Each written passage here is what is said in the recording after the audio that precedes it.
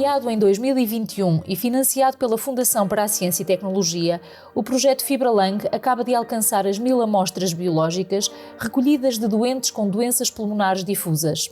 Este é um projeto pioneiro no nosso país, que resulta da parceria entre a Unidade Local de Saúde de São João, a Faculdade de Medicina da Universidade do Porto e o Instituto de Investigação e Inovação em Saúde da Universidade do Porto, o I3S. Os objetivos principais deste projeto são o estudo dos mecanismos que levam ao desenvolvimento e progressão da fibrose pulmonar e a identificação de biomarcadores preditivos do risco de progressão da fibrose pulmonar e que permitam desenvolver novos tratamentos. Tudo isto partindo do biobanco de amostras de sangue, de lavado broncoalveolar e de biópsias de doentes com doenças pulmonares difusas. As 3 entidades têm um histórico de colaborações prévias que potenciam sinergias que permitem aliar a experiência clínica à investigação básica e aos conhecimentos técnicos de uma equipa multidisciplinar. Um exemplo de investigação científica com aplicabilidade na rotina médica que abre agora a possibilidade de mudar o futuro da prevenção, do diagnóstico e do tratamento das doenças pulmonares difusas. Estamos a falar de doenças que são, no seu global, prevalentes no nosso contexto regional. São doenças também com elevado impacto de morbilidade e mortalidade, que em certa medida chega a rivalizar com muitos tipos de cancro, contudo não tem o mesmo tipo de respostas, o mesmo nível de personalização. Partindo da sua experiência anterior na área da pneumologia oncológica e no seguimento de doentes com cancro do pulmão, Hélder Novaes Bastos assumiu a liderança do projeto FibraLung, acreditando que também para as doenças pulmonares difusas há condições para a implementação de uma medicina personalizada e de precisão. Então foi esse desafio que eu assumi, que devíamos estudar melhor estes doentes com fibrose pulmonar, que perceber porque é que isso acontece, é uma área ainda muito recente da medicina respiratória, porque é que a fibrose aparece, porque é que ela se desenvolve, porque é que em alguns casos é mais progressiva, noutros relativamente estável, será que nós podemos encontrar melhores alvos terapêuticos e foi nesse sentido que, para começar, de facto tínhamos que criar um biobanco.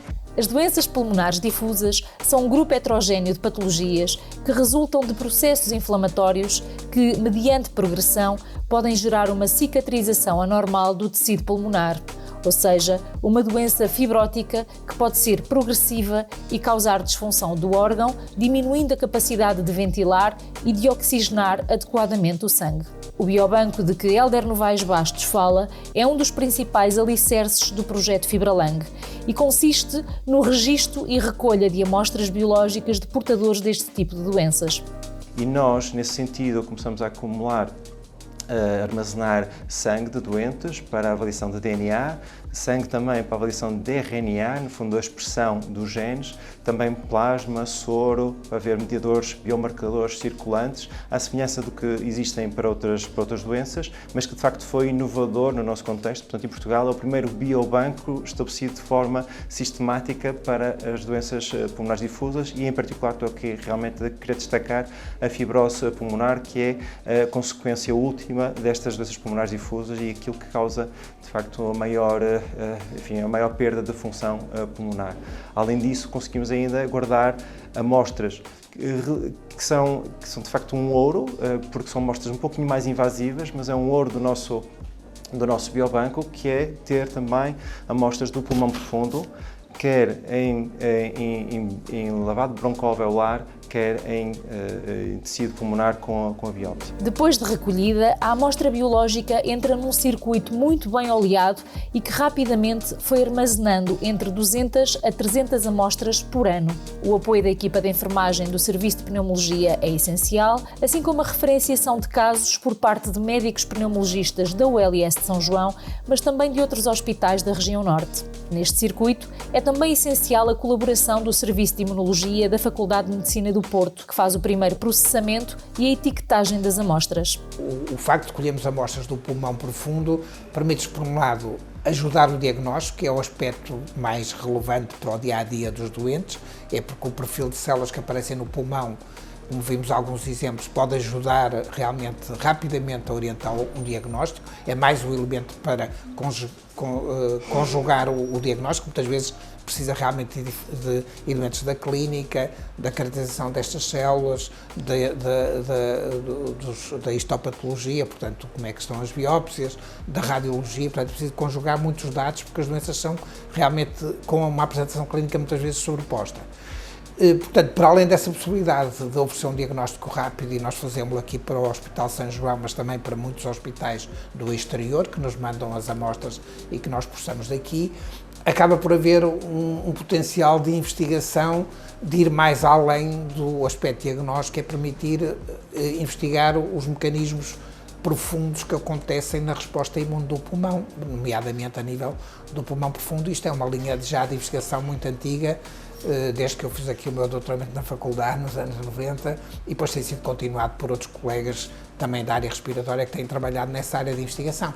O FibraLung tem esta possibilidade de permitir fazer um biobanco de amostras do pulmão profundo, porque muitas destas técnicas estão sempre a evoluir e hoje é possível ir atrás de marcadores muito mais finos e que nós nem imaginávamos quando há 10, 20 ou 30 anos estávamos a trabalhar com este tipo de amostras. Portanto, conservar estas amostras provavelmente permite depois ter representação de doenças que não são muito frequentes e estudar novos marcadores que, entretanto, vão sendo descritos na literatura médica e pelos cientistas em várias partes do mundo, não é? Portanto, a colheita da amostra é feita no Serviço de Pneumologia da ULS de São João, o processamento inicial e a separação das amostras é da responsabilidade da equipa do Serviço de Imunologia da Faculdade de Medicina do Porto. A informação inicial do tipo de células que estão presentes e a sua quantidade é dada aos médicos rapidamente.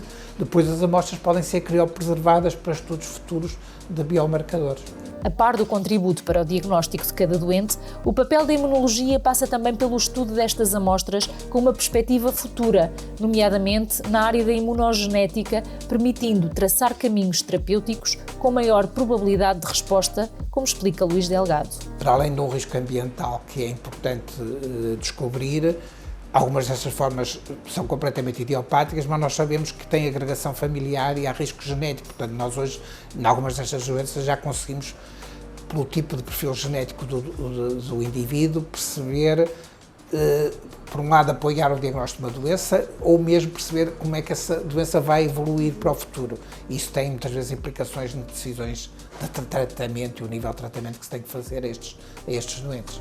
Depois da passagem pela imunologia, as amostras biológicas seguem para o Serviço de Anatomia Patológica, onde são armazenadas numa arca a 80 graus negativos. Fátima Carneiro, professora catedrática da Faculdade de Medicina do Porto e uma das mais reconhecidas patologistas a nível global, explica como funciona o biobanco e a forma como o seu serviço acolheu o projeto FibraLung. Nós temos realmente um banco estabelecido há muitos anos aqui no Serviço de Anatomia Patológica. Tem como principal vocação acumular amostras de neoplasias, de cancros, mas o nome do banco é Banco de Tecidos e Tumores e, portanto, acolhe também o arquivo organizado de amostras de outro tipo, como é o caso do biobanco de que estamos a falar nesta celebração que hoje está a ser feita e com muita justiça.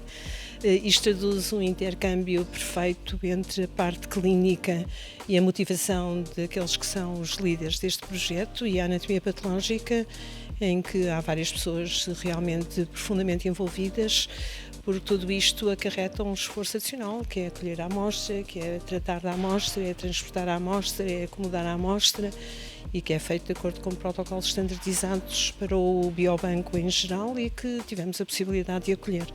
Foi para isso adquirida uma arca com financiamento próprio do próprio projeto, que está nas nossas instalações e por isso submetida ou sujeita aos mecanismos de controle, temperatura e umidade ambiental e, portanto, convencidos estamos e seguros estamos porque monitorizamos de que as condições de arquivo são as melhores. José Manuel Lopes, atual diretor do Serviço de Anatomia Patológica, reforça que o armazenamento e o estudo destas amostras biológicas é essencial para a evolução do conhecimento sobre as doenças pulmonares difusas e para a melhoria dos cuidados prestados aos doentes. É fundamental todo este apoio, interligação, multidisciplinaridade, toda esta junção de saberes. Isto, de facto, é o que pode fazer avançar a assistência aos nossos doentes que nós temos a responsabilidade de dar resposta, não só com aquilo que já conhecemos, mas perspectivar o que podemos vir a conhecer no futuro. Numa fase posterior e no último espaço de transição, o excedente das amostras do biobanco, ou seja, o material biológico que já não é necessário para efeitos de diagnóstico, segue para o I3S. Rita Santos é investigadora do I3S, que está mais diretamente envolvida no projeto FibraLung, e explica a riqueza biológica destas 1000 amostras que constam no biobanco e dos potenciais achados investigacionais que daqui podem advir. Este biobanco o que é? Basicamente nós temos um grande número de doentes em que, com o consentimento e com a ética, com a aprovação da ética devidamente, estes doentes fornecem-nos uma amostra extra que não é necessária para o seu diagnóstico e que nos permite então nós termos tecido pulmonar, quando eles fazem criobiópsia para diagnóstico, permite-nos ter soro, plasma, sangue, lavado broncoalveolar, tudo isto que não é necessário para diagnóstico, é excedentário, nós codificamos, armazenamos e depois sempre que temos uma pergunta que precisamos de ter uma resposta, vamos a esse nosso biobanco. Este biobanco neste momento chega às 1000 amostras, isto permite-nos ter um grande grupo, um grupo muito diversificado aqui de patologias do intestício e fibróticas e não fibróticas, sendo que nós estamos particularmente interessados nas que progridem e portanto têm um impacto maior na qualidade de vida do doente. Temos uma grande vantagem que são as amostras longitudinais. Portanto, um doente que entra no nosso biobanco, se cumprir todos os critérios de inclusão, nós podemos segui-lo ao longo da evolução da sua doença. Isso dá-nos aqui uma riqueza muito grande para percebermos, por exemplo, como é que conseguimos distinguir um doente que progride de um doente que se mantém estável. Cada uma destas amostras corresponde a um doente e representa uma espécie de assinatura do perfil da doença. Com o cruzamento destas 1000 assinaturas, é possível determinar características celulares e identificar biomarcadores sugestivos de progressão. Do ponto de vista clínico, esta informação preciosa permite antever a evolução da doença para a tal fibrose pulmonar progressiva antes mesmo de ela ocorrer. Dessa maneira conseguimos logicamente melhorar o tratamento, a abordagem e fazer aqui uma gestão melhor destes doentes. Esta é, na verdade, uma parceria que interessa tanto ao Serviço de Pneumologia da ULS de São João, que está empenhado em desvendar os mecanismos de progressão da doença pulmonar fibrótica, como interessa também à equipa de investigação do I3S, liderada por Margarida Saraiva, que não esconde o interesse no estudo da imunologia do pulmão.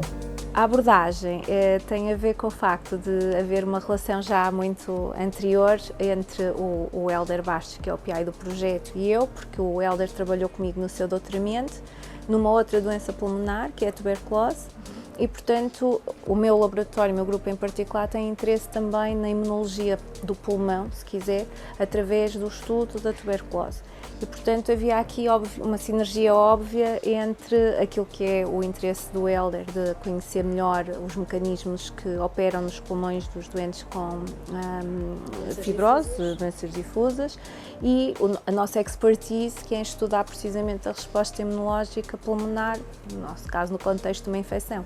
Foi no final da década de 80 que na ULS de São João cresceu o interesse pelas doenças do interstício pulmonar, sobretudo com o desenvolvimento do lavado broncoalveolar e da TAC torácica de alta resolução.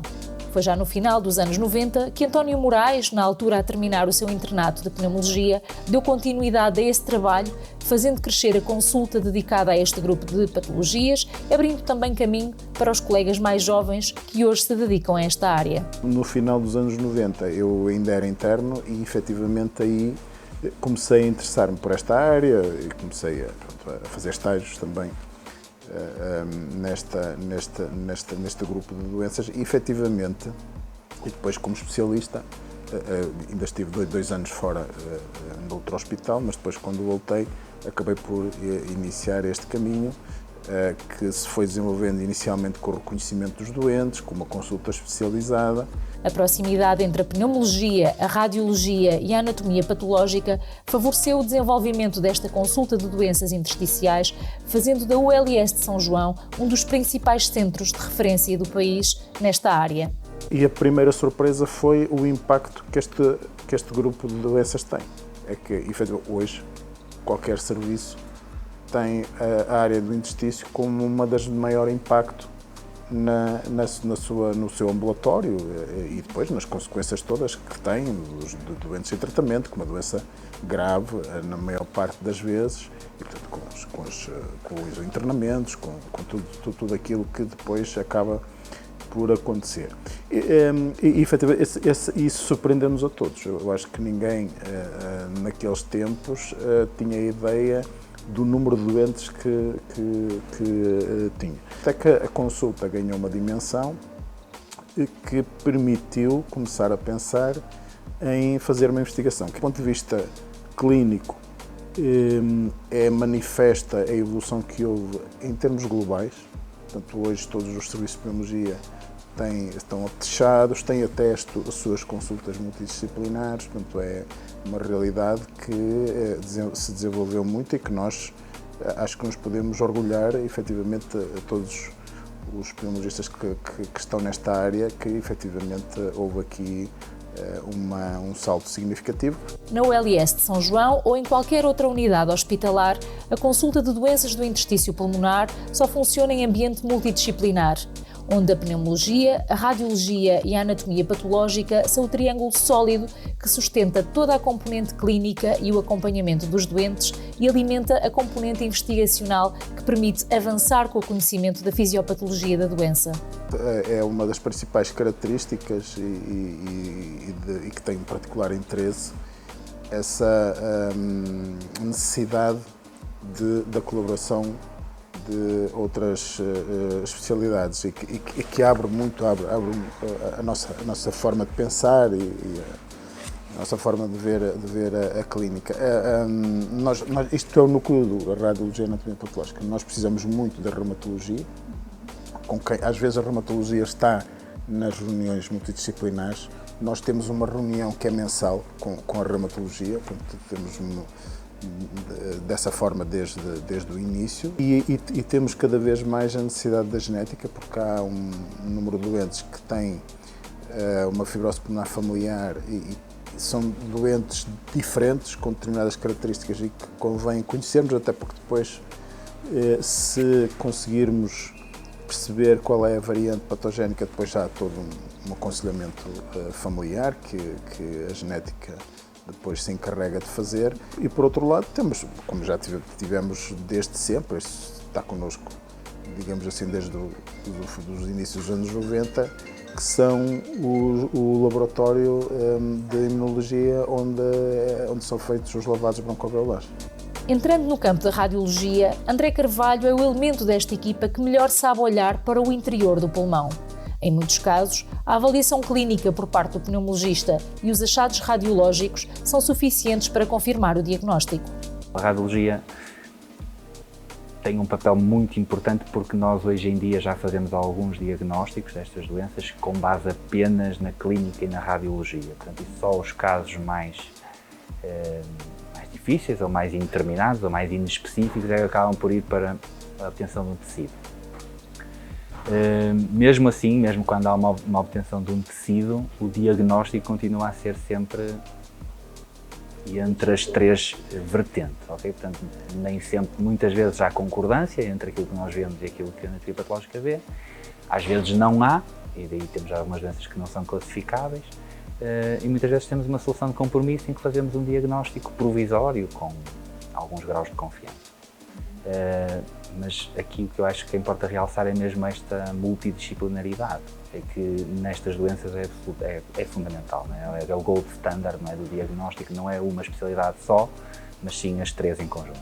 A radiologia em particular foi acompanhando, não só fazendo parte dos consensos diagnósticos e tratamentos, etc., mas foi acompanhando também na parte técnica, não é? Portanto, nós temos agora aparelhos que permitem fazer um ataque de alta resolução, pronto, que não é nada de extraordinário, é simplesmente um ataque com cortes finos e reconstruída com um algoritmo de alta resolução, que há 20 anos atrás, quando estas doenças começaram a ser descobertas e a ser tratadas, fazia-se de uma maneira muito diferente.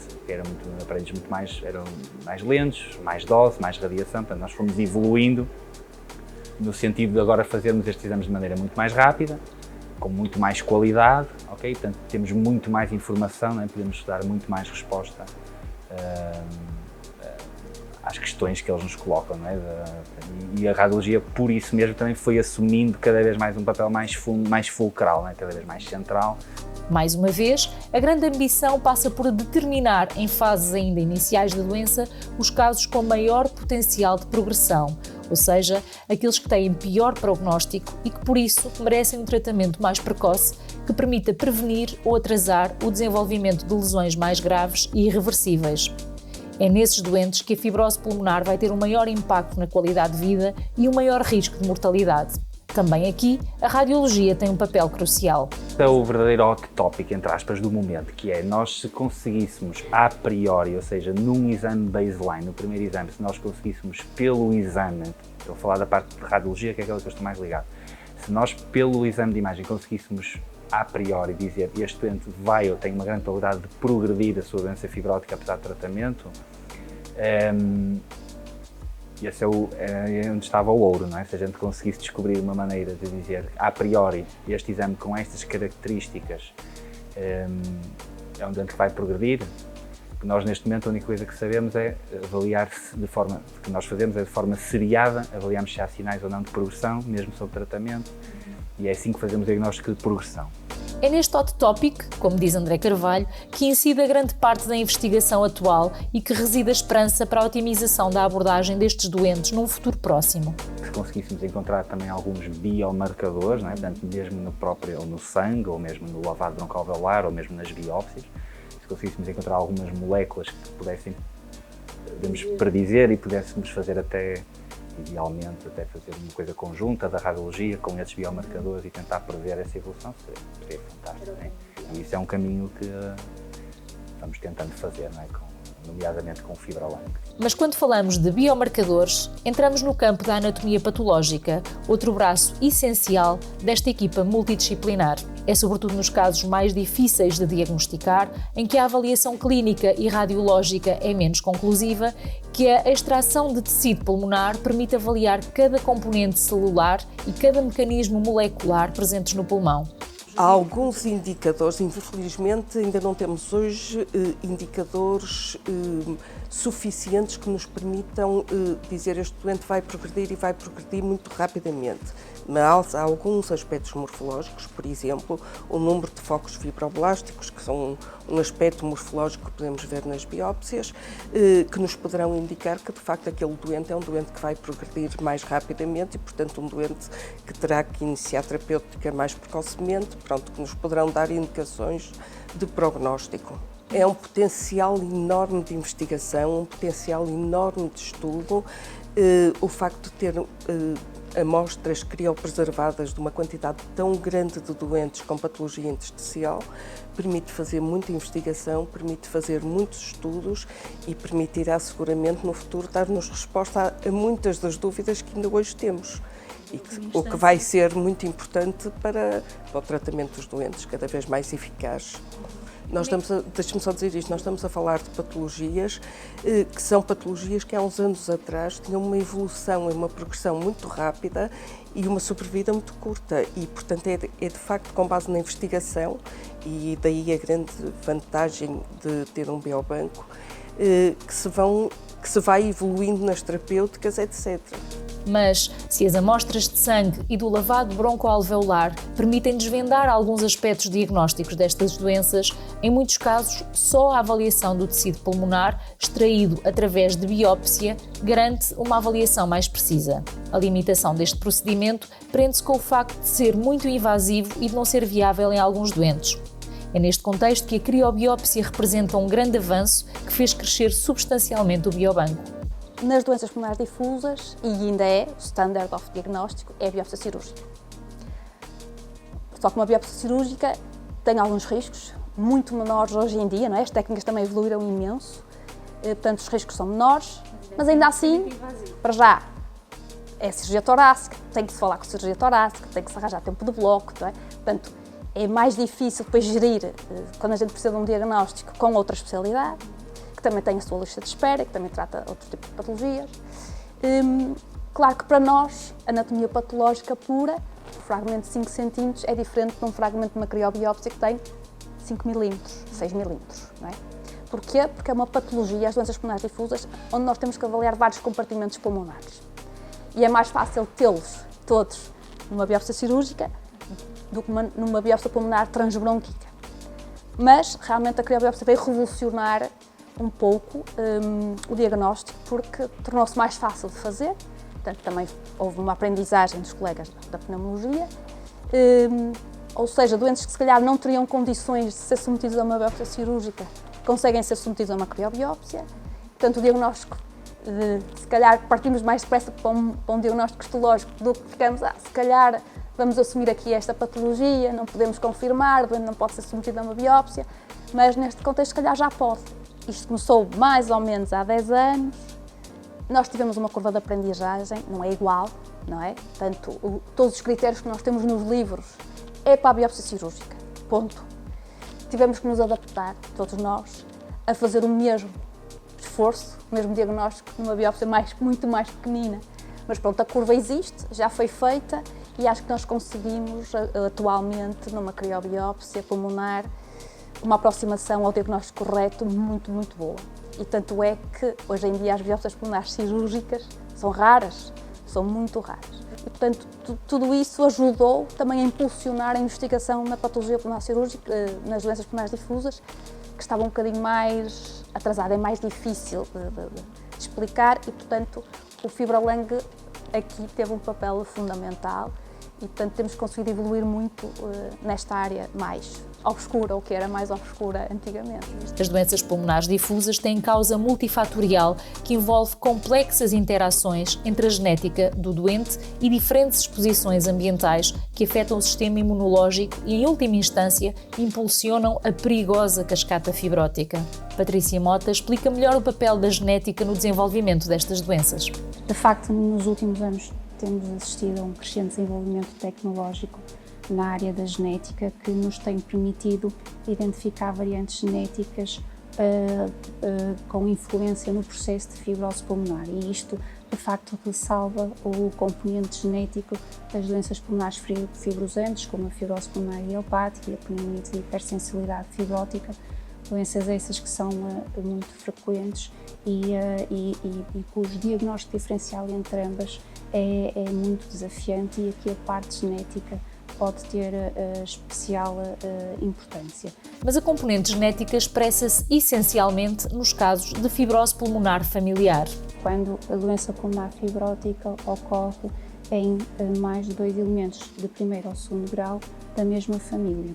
Estas formas cursam com transmissão de variantes genéticas raras e aqui, em parte impulsionado pelo projeto FibraLung, já estamos atualmente a realizar na ULS São João a análise de um painel genético que inclui genes relacionados com a biologia dos telómeros e a homeostasia do surfactante, os principais genes envolvidos na patogenia da fibrose pulmonar e que de facto já aplicamos de forma rotineira na abordagem diagnóstica destes casos específicos familiares.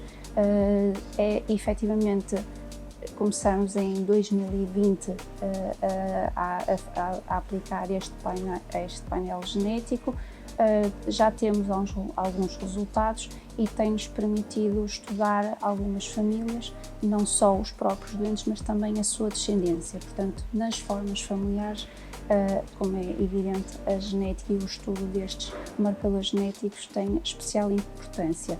Ainda assim, também nas formas esporádicas da doença, a genética está presente como fator desencadeante, sobretudo na fibrose pulmonar idiopática e na pneumonite de hipersensibilidade.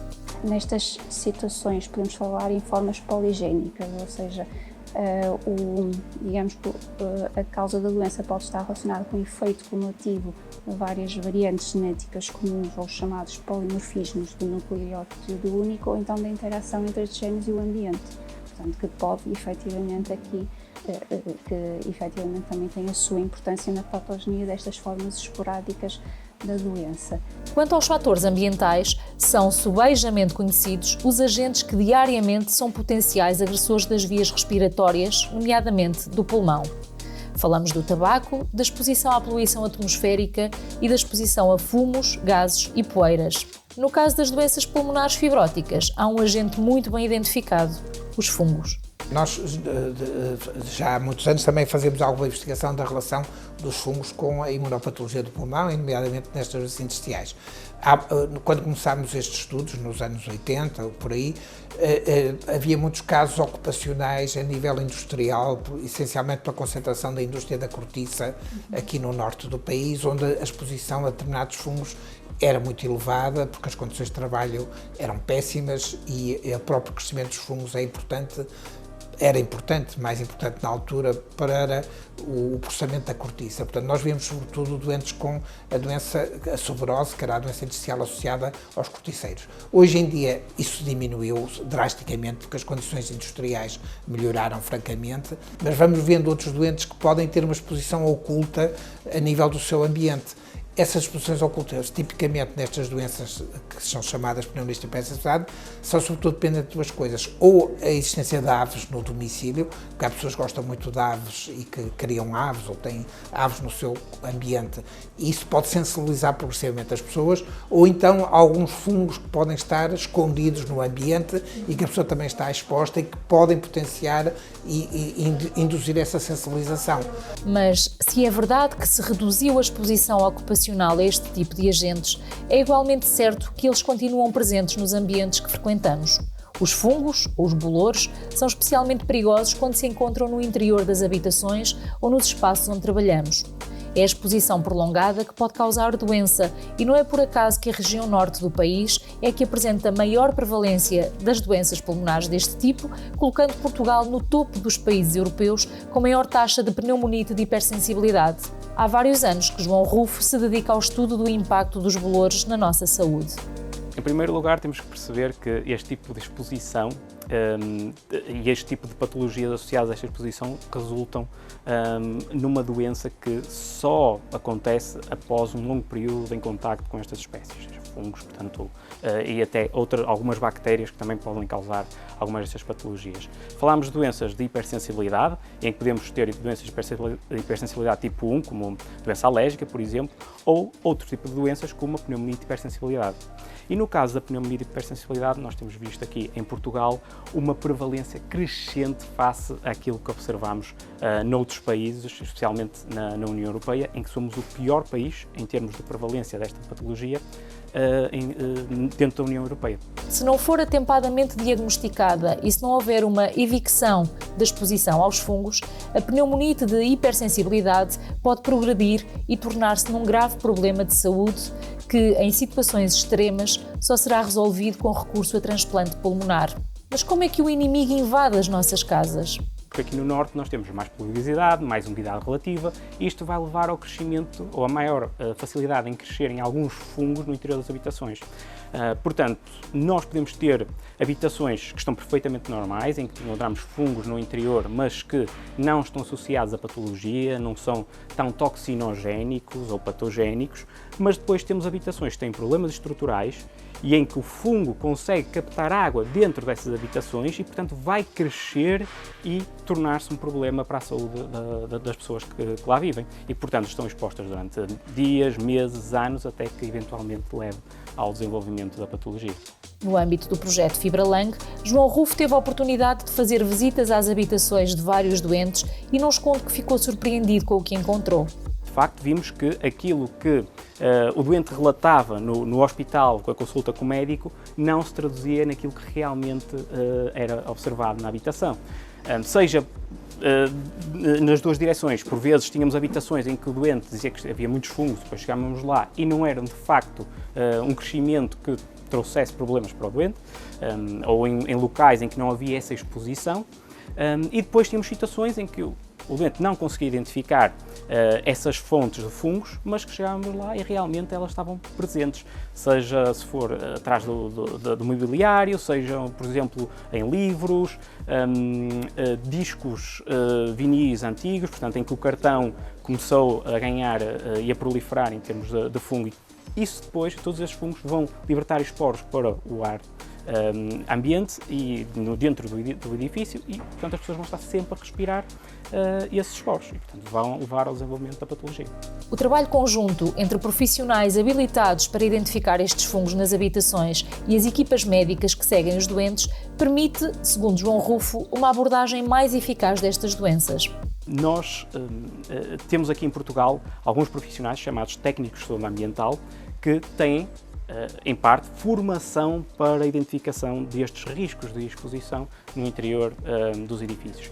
Possivelmente poderíamos tentar integrar aqui a utilização destes profissionais e do conhecimento destes profissionais com visitas às habitações de alguns doentes em que o médico suspeite de que o risco para a sua saúde está dentro da sua habitação, para tentar fazer um relatório e conseguir, no fundo, extrair essa informação de uma forma mais fidedigna para o profissional, ok? E assim conseguirmos auxiliar o processo de evicção, portanto, remover aquela exposição negativa do doente, porque removendo a exposição, o doente vai melhorando.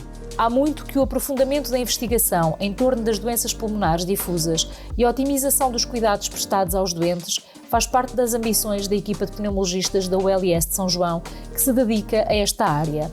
No entanto, o projeto FibraLung veio potenciar a articulação de equipas e de recursos, criando uma rede multidisciplinar que marca a diferença. O projeto FibraLung constitui de facto uma mais-valia no apoio a estes doentes, no contexto da consulta de doenças pulmonares difusas, porque é uma área pouco conhecida da população geral e abordam, portanto, abrangem um conjunto de doenças raras, mas de qualquer forma que tem um impacto muito grande na vida dos doentes e dos seus familiares e, portanto, é muito importante toda a informação que possa haver para os ajudar na gestão da doença.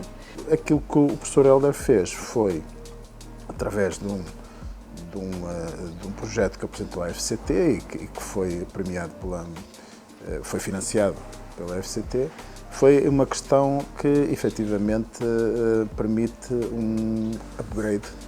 Portanto, de facto, conseguimos passar para um patamar superior e significativamente superior. Esse patamar é a possibilidade de contribuir com as amostras do biobanco para a investigação básica desenvolvida em conjunto com grandes grupos internacionais. A grande mais-valia que nós vamos conseguir com estes 1000 casos é poder incorporar em cohortes maiores e, portanto, nós estamos neste momento a entrar num registro e biobanco de nível europeu, em colaboração com outros centros de forma transversal, uma grande parte dos países europeus. E aí vamos conseguir juntar os nossos 1000 aos outros 2000, 3000, 10.000, porque há centros que já começaram há muito mais tempo e aí, de facto, poder ter uma cohorte muito mais robusta para que possamos fazer estas avaliações preditivas. Os avanços no conhecimento da fisiopatologia das diversas doenças pulmonares difusas, o desenvolvimento de técnicas de diagnóstico cada vez mais precisas e menos invasivas, assim como o aparecimento das primeiras terapêuticas antifibróticas, contribuíram para uma mudança radical na abordagem destas doenças.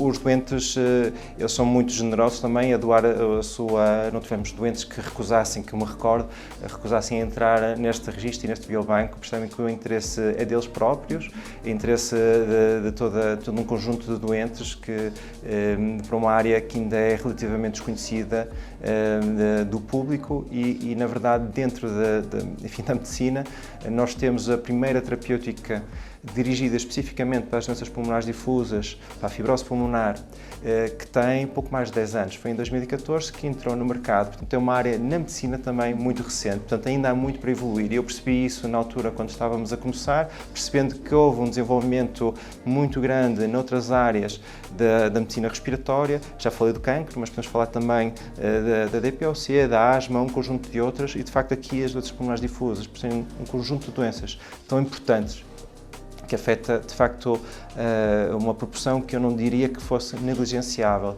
da nossa população cá no Norte. E isso tem também algo a discutir. Achei que tínhamos que dar melhores respostas da mesma forma como oferecemos nas outras doenças. E, portanto, foi nesse sentido que introduzimos este esforço e os doentes têm aderido de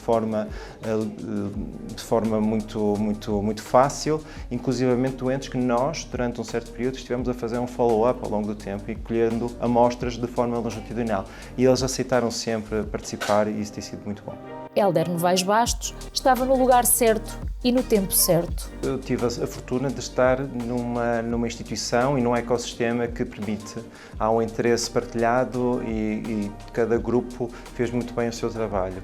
Estas 1000 amostras do Biobanco são o ponto de partida de um projeto que é já um exemplo de investigação translacional, um circuito que começa no consultório, que passa pelo laboratório e que tem como elemento central o doente. Sempre o doente.